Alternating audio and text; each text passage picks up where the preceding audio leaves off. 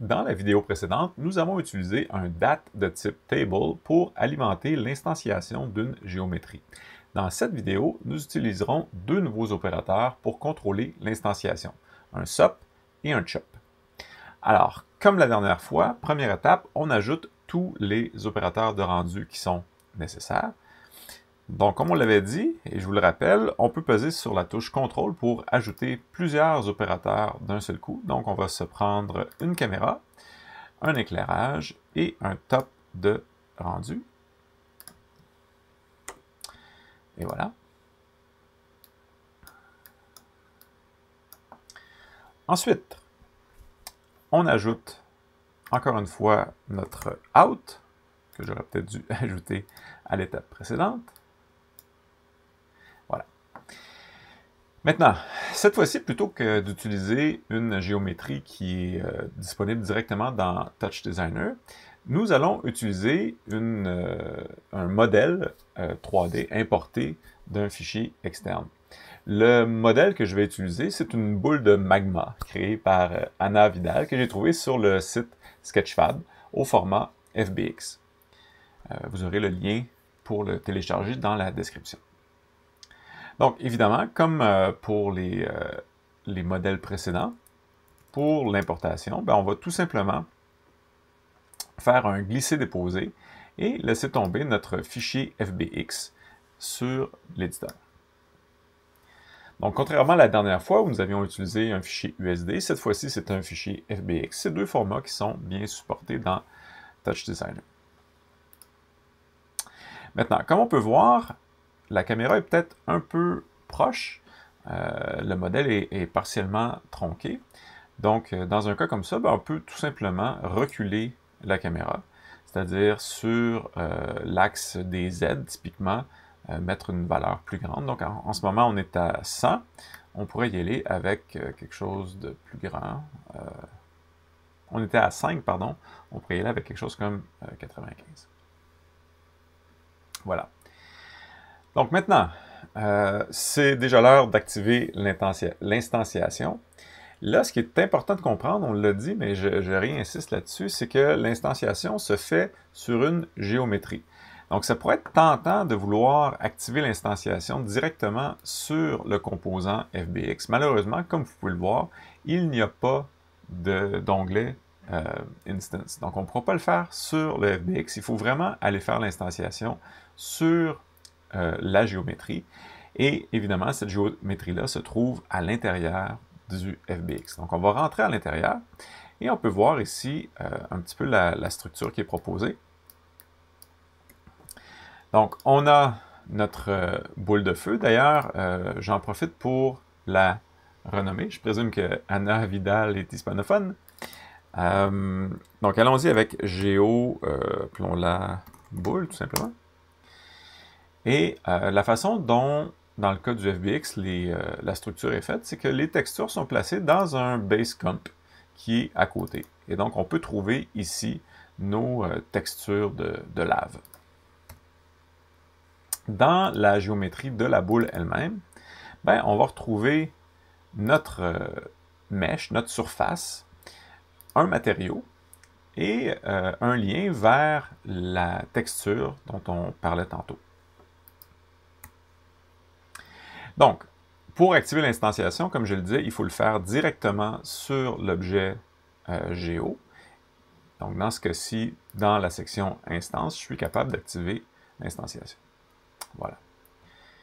Maintenant, supposons qu'on veuille disposer toutes nos instances de boules de magma sous forme d'un anneau.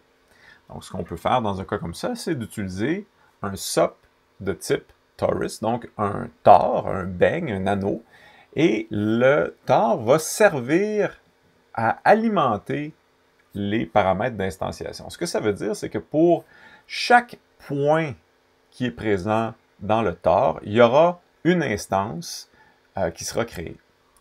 Donc, je vais remonter d'un niveau et on va ajouter notre SOP de type torus.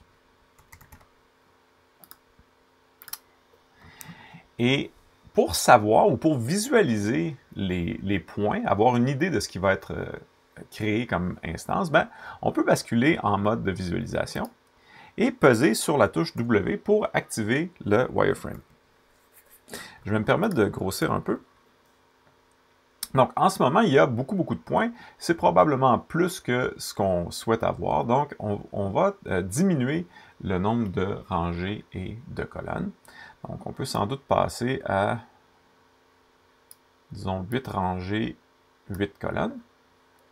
Et si je bascule, ça a l'air un peu de ça. Peut-être qu'on pourrait agrandir légèrement ici. Peut-être plus comme ça. Donc, on aura des boules de magma qui seront créées à chacun des points. Pour voir les points, on peut faire un clic droit et choisir Display Options ou peser sur la touche P. Et en faisant ça, on a des options d'affichage. Et la première ici est justement celle qui nous permet d'afficher tous les points.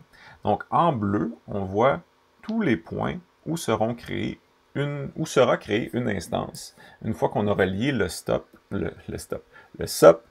à notre opérateur de géométrie. C'est possible pour nous de valider le nombre de points. Si vous avez une souris à 3 boutons, ben vous pesez sur le bouton central et vous allez tout simplement afficher la petite fenêtre d'information qui est ici. Et on peut voir qu'il y a actuellement 64 points. C'est possible aussi de cliquer sur le i dans la fenêtre de paramètres.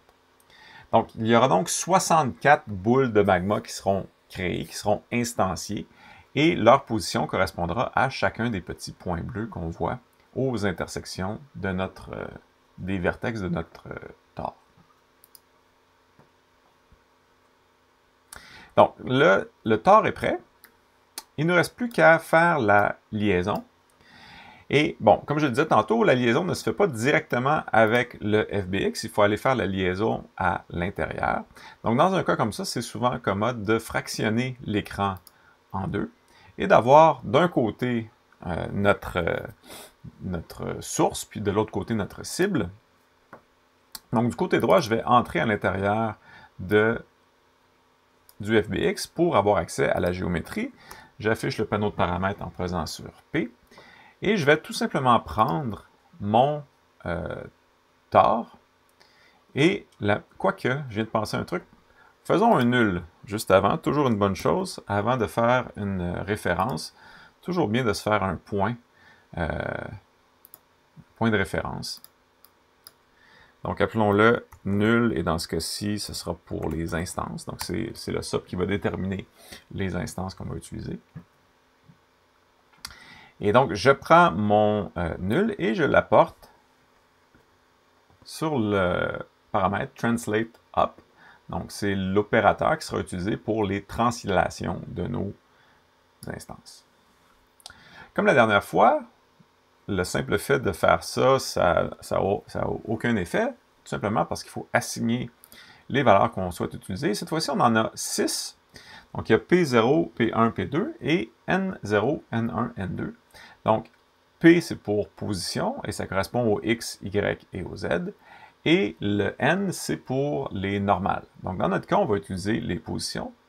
Donc, à Translate X, je vais utiliser P0, P1 pour le Y et P2 pour le Z. Voilà. Encore une fois, on dirait qu'il n'y a pas eu beaucoup de changements. Ben là, il faut sans doute ajuster la taille des objets, dépendamment des grosseurs relatives du tore et de la géométrie qu'on souhaite instancier. Ça se peut fort probablement qu'on ait à ajuster la taille. Donc, je vais basculer, revenir en fait à un écran complet pour qu'on puisse bien voir ce qui se passe de ce côté-ci. Et on va tout simplement ajuster la taille de notre tore. Donc, je viens ici. Ah, on n'a pas d'option directement sur le tore. Donc, ce qu'on va faire, c'est qu'on va se rajouter un opérateur transform. Et l'opérateur transform nous permet d'appliquer toutes sortes de transformations, dont une transformation d'échelle. Donc, dans ce cas-ci, allons-y pour le scale. Donc, je vais prendre les 3 valeurs d'un coup en cliquant sur le mot lui-même. Et on va augmenter un petit peu. Et vous voyez déjà ce qui se passe quand j'augmente. On voit soudainement les éléments s'étendre dans l'espace. Donc là, je suis rendu à 300. Ça a l'air à peu près de ça. Si on continue encore un peu. Est-ce que ça, c'est fonctionnel? On peut toujours basculer la caméra pour voir. Donc voilà à peu près ce que ça donne. Donc, nos boules de feu sont disposées sous forme d'anneaux qui eux-mêmes forment un autre anneau. Donc, ça semble convenir comme ça.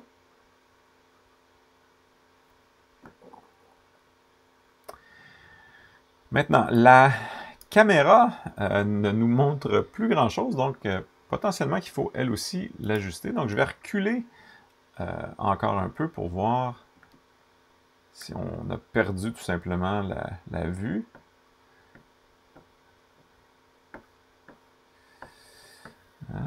Pas beaucoup de succès.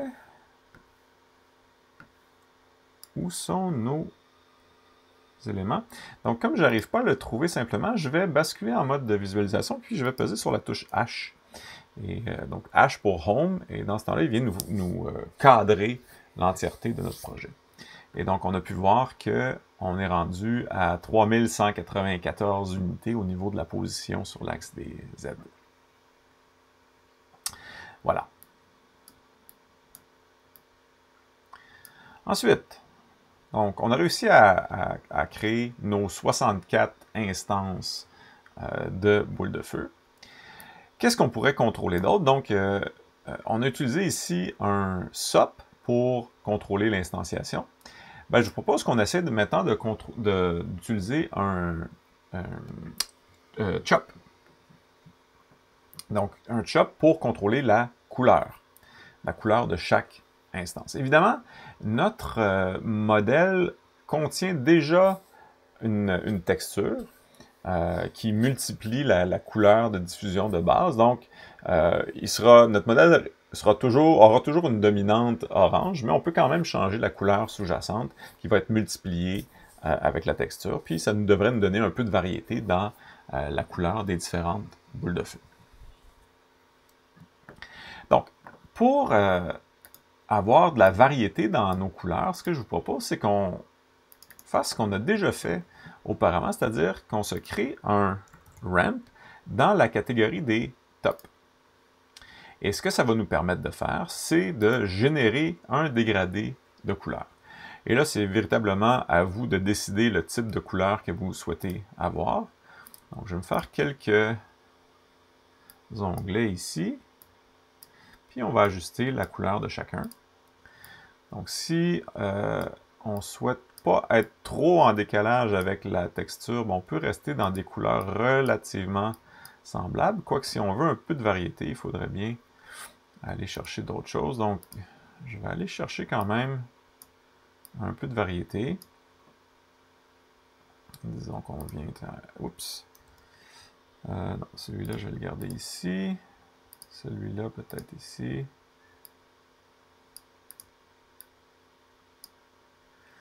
Puis, voilà. Est-ce que c'est suffisant? Peut-être un peu de orangé pour appuyer ce qu'on avait déjà. C'est un peu plus foncé. Voilà. Donc, je vous invite à jouer avec les couleurs à votre guise. On regardera le résultat dans un instant. Donc, ce qu'on a créé en ce moment, c'est un dégradé. Et la taille du dégradé en pixels, on peut l'observer ici, elle est de 256 par 256. Nous, ce qu'on souhaite faire, c'est qu'il y ait une correspondance entre chacun des pixels sur l'axe horizontal et chacune des instances. Donc, ce qu'on souhaite, dans les faits, c'est d'avoir 64 couleurs différentes qui seront assignées aux instances. Donc, pour faire ça, on va tout simplement changer la résolution pour utiliser 64 pixels de large. Et donc, ce qui sortira après la conversion de notre top, c'est 64 couleurs. Quand je dis après la conversion, ce que je vous propose qu'on fasse maintenant, c'est qu'on convertisse donc les informations de couleurs qui sont essentiellement ici des pixels, hein, parce que ça c'est un top, donc c'est une image, c'est une texture, qu'on les convertisse en données à l'aide d'un chop. Pour ça, je vais faire un clic droit et je vais aller dans la catégorie des chops. Donc là, contrairement à l'habitude, on a beaucoup moins de chops. En fait, il nous affiche seulement les chops qui sont compatibles. Et ce qu'il faut comprendre ici, c'est qu'il n'y aura pas de fil qui va être tiré entre les deux, mais on peut utiliser l'opérateur top-to pour faire une conversion d'un top vers un chop. Donc, en ce moment, je choisis le top-to chop. Et donc, on dirait qu'on tire un fil, mais dès qu'on le lâche, on se rend compte que c'est la flèche de liaison et non pas le fil classique. Donc, qu'est-ce qui se passe ici? Ben, nos couleurs ont été converties en 3 canaux, en fait 4 canaux, R, G, B et A. Et à chaque position, donc de 0 jusqu'à 63, parce qu'on a 64 pixels de large, on a une valeur pour le rouge, le vert et le bleu qui est différente, qui est variable.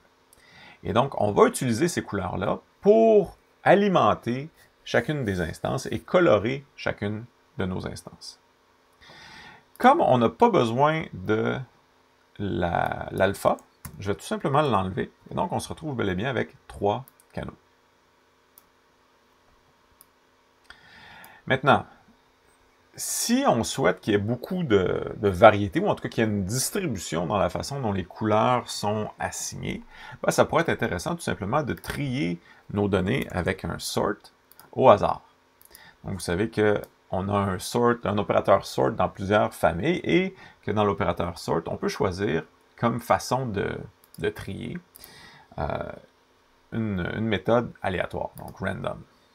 Et donc là, pour chacune des positions, on aura une valeur de rouge, de vert et de bleu variable, et surtout qui ne suivra pas nécessairement la précédente ou la suivante.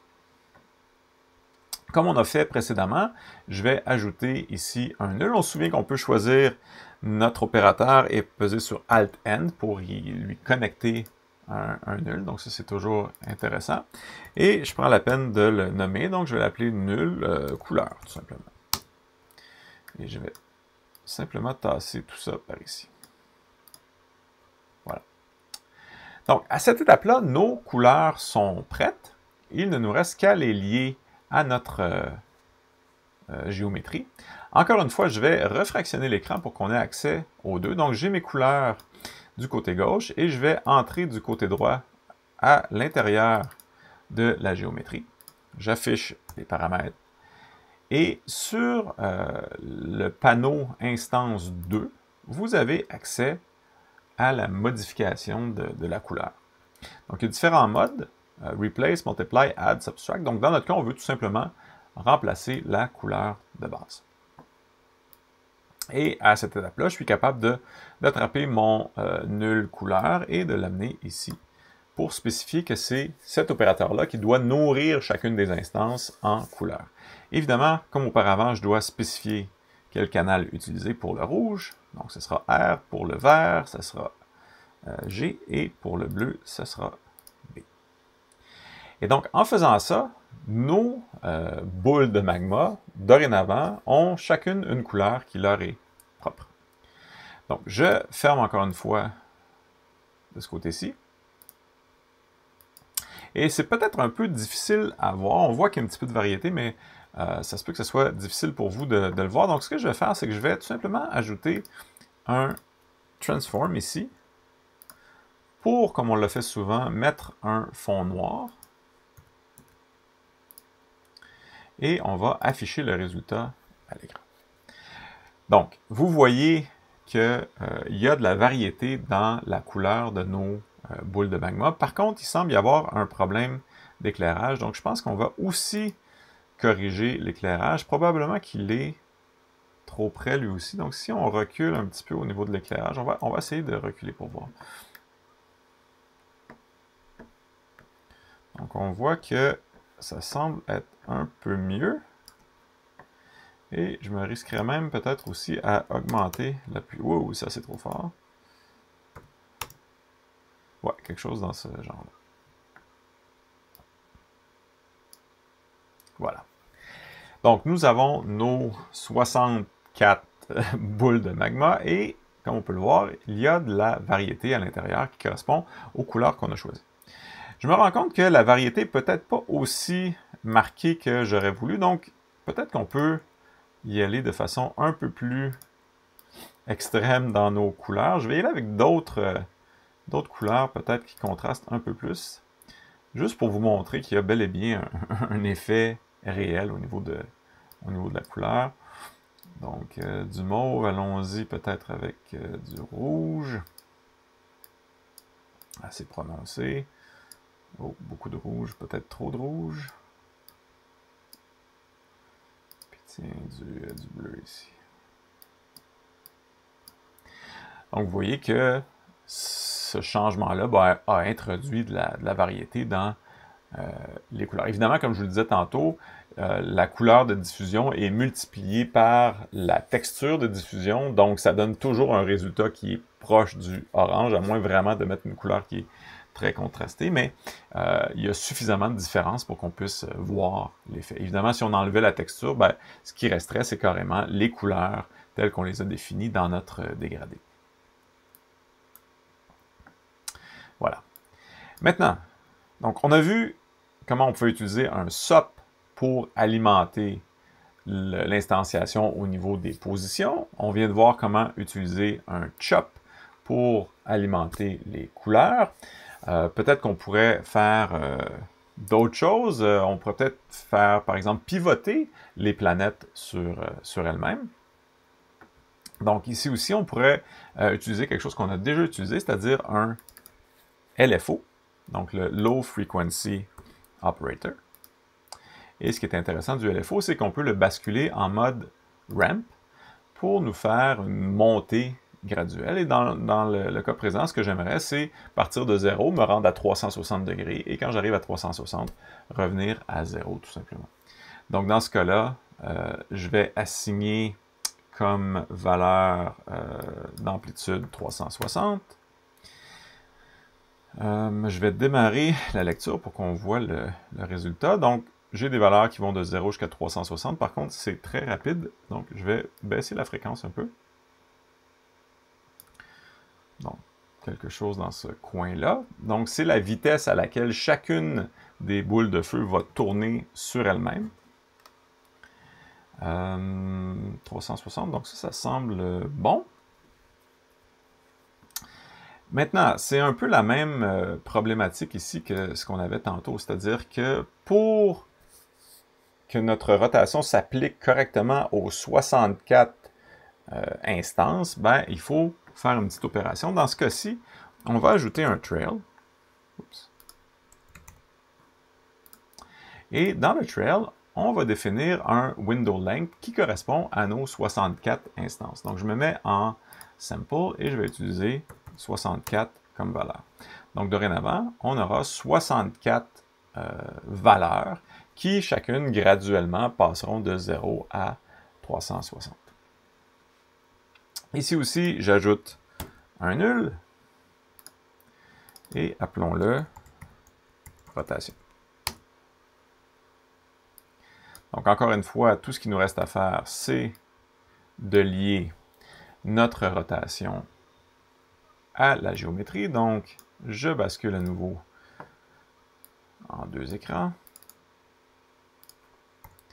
Et dans le cas de la rotation, ben, c'est dans le premier onglet, celui qui s'appelle Instance. On a un paramètre qui s'appelle Rotate OP. Et donc, je vais amener mon opérateur à cet endroit-là.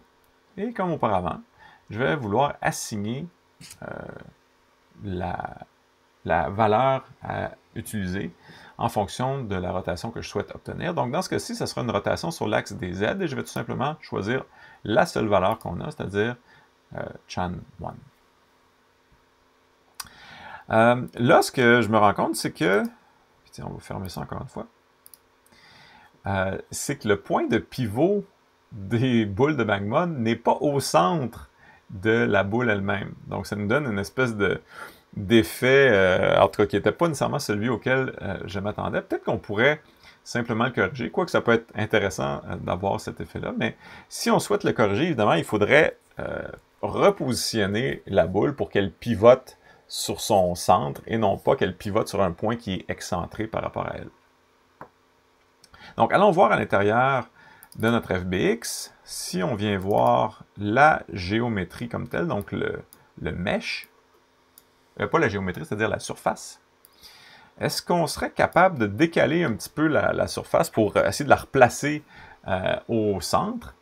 Donc, pour faire ça, je vais encore une fois fractionner mon écran et je vais garder donc mon mesh du côté gauche et je vais remonter ici, voir le résultat du côté droit, en espérant, je pense que je vais être obligé de zoomer un peu plus parce que sinon ça risque d'être difficile. Donc, je vais essayer de m'approcher comme ça.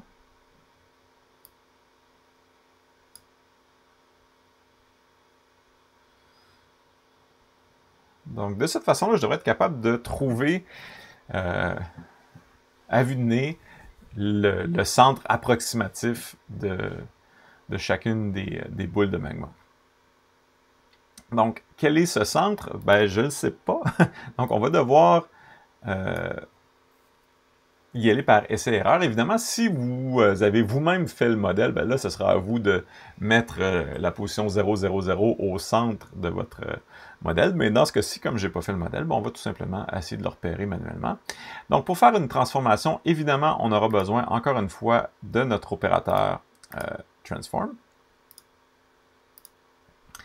Et je présume qu'il faudra décaler la position de l'objet sur les X et les Y ou les Z.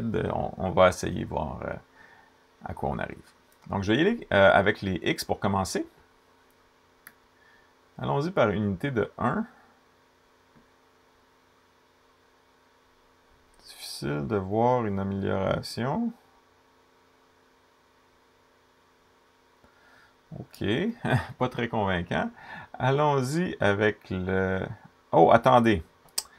Effectivement, il ne semblait pas y avoir beaucoup de changements au moment où je faisais la manipulation. Il ne faut pas oublier que les objets qui sont calculés au niveau du rendu sont ceux qui sont marqués comme étant activés pour le rendu. Donc, dans ce cas-ci, je suis encore sur le mesh non transformé. Donc, je vais fermer ici.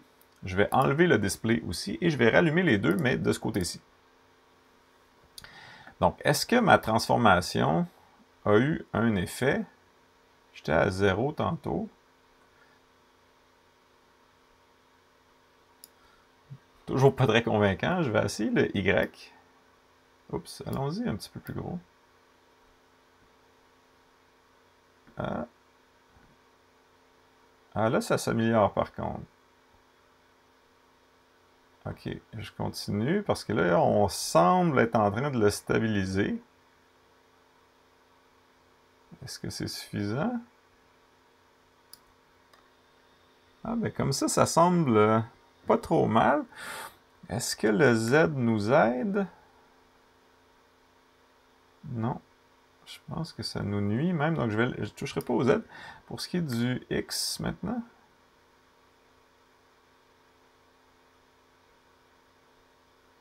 Je pense qu'on est à peu près correct. Si je regarde, les boules de feu ont l'air de vraiment pivoter sur leur centre. Donc, évidemment, c'est totalement par essai-erreur dans ce cas-là, mais je pense qu'on arrive à quelque chose de relativement satisfaisant. Donc, je remonte. En fait, je vais fermer ici. On peut utiliser Alt-Z aussi pour fermer. Donc, voici notre résultat. Je vais à nouveau centrer la caméra avec le H et peut-être la basculer un peu pour qu'on puisse avoir une idée de l'effet. Donc, c'est difficile un peu de voir chacune des particules, mais chacune des instances, mais je pense que cette grosseur-là, on voit bien qu'elle tourne. Évidemment, la manipulation qu'on a fait nous permet de faire tourner chacune des boules individuellement, mais si on voulait faire tourner tout le résultat, on pourrait appliquer une transformation, par exemple, sur notre transform qui est ici, tout de suite après le tar qui sert à structurer nos instances. Donc, si on ajoutait, par exemple, ce qu'on a fait plusieurs fois, un absolute time point seconds, ben, on ferait basculer toute la structure, si on veut, tout le groupe d'un seul coup. Je vais juste me permettre de multiplier par 2 pour que le mouvement soit un peu plus apparent. Voilà. Donc, comme vous avez pu voir, le fait d'utiliser un tar ou un SOP de façon générale, dans ce cas-là, nous a simplifié la vie en ce qu'on n'a pas eu à entrer manuellement la position de chacun des éléments. Ce que ça signifie aussi, c'est qu'on pourrait très bien changer de forme source, de SOP qui nous sert de structure, et ça continuerait de fonctionner. Donc, par exemple, si ici j'ajoute un tube, et que le tube, je lui donne lui aussi 64 points pour que ça corresponde à nos couleurs de tantôt, ben, on devrait pouvoir l'utiliser comme structure. Donc, mon tube, actuellement, il possède 400 points, donc on va réduire substantiellement le niveau de détail, donc 10 fois 400, je présume que c'est de là que ça vient. Donc, allons-y avec plutôt 4 fois 16 pour arriver à 64. Et tiens, pour avoir l'option de basculer d'un à l'autre, je vous propose qu'on ajoute un petit sélecteur entre les deux. Donc, je vais insérer ici un switch.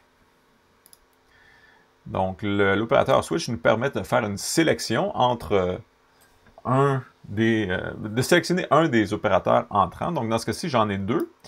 Donc, à la position... Oups, non, là, je viens de les inverser. Je vais tout simplement basculer comme ça. Voilà. Donc, à la position 1, j'ai le tube. À la position 2, le tar. Et vous voyez, si je choisis l'input 0, ben, j'ai mon tube. Si je bascule à l'input 1, je reviens à... pas l'input 2, pardon, l'input 1. Je reviens à la structure qu'on avait auparavant. Et évidemment, je pourrais en ajouter un autre. Si on regarde, par exemple, un box, oups, que je vais brancher ici aussi. Le box qui est intéressant, tiens, je vais vous le montrer en wireframe, encore une fois. Si on souhaite qu'il, lui aussi, génère 64 points, ben on peut le subdiviser. Donc, en cochant la petite case ici, vis-à-vis de division, on peut le subdiviser. Et dans ce cas-ci, il y a comme 9... en fait, il est divisé en 3 dans les 2 dimensions, si on veut.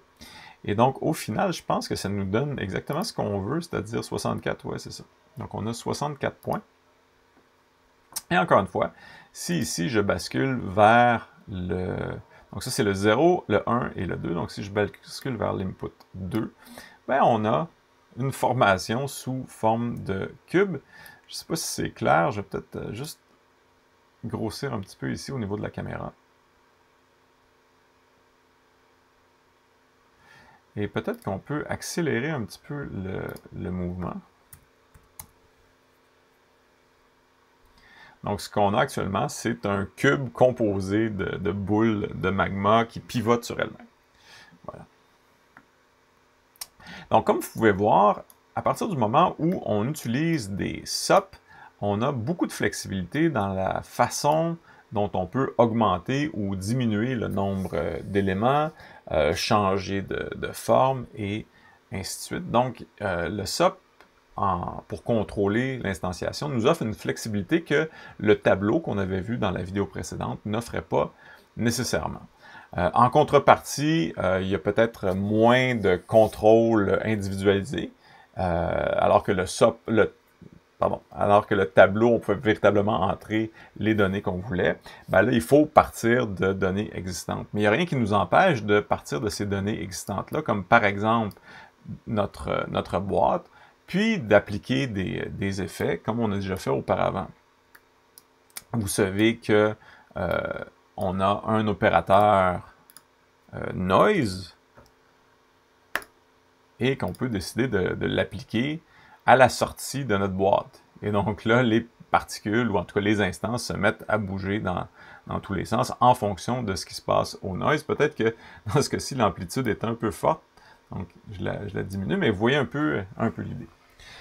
Donc, ce qu'on perd en granularité ou en précision pour chacune des instances, ben, on le gagne en flexibilité et aussi dans la capacité d'utiliser tous les opérateurs qui peuvent traiter les SOP. Alors voilà, ça fait le tour pour l'instanciation. Donc, on a vu comment utiliser un SOP, un tableau, donc un DAT, et un CHOP pour contrôler les instances d'une géométrie.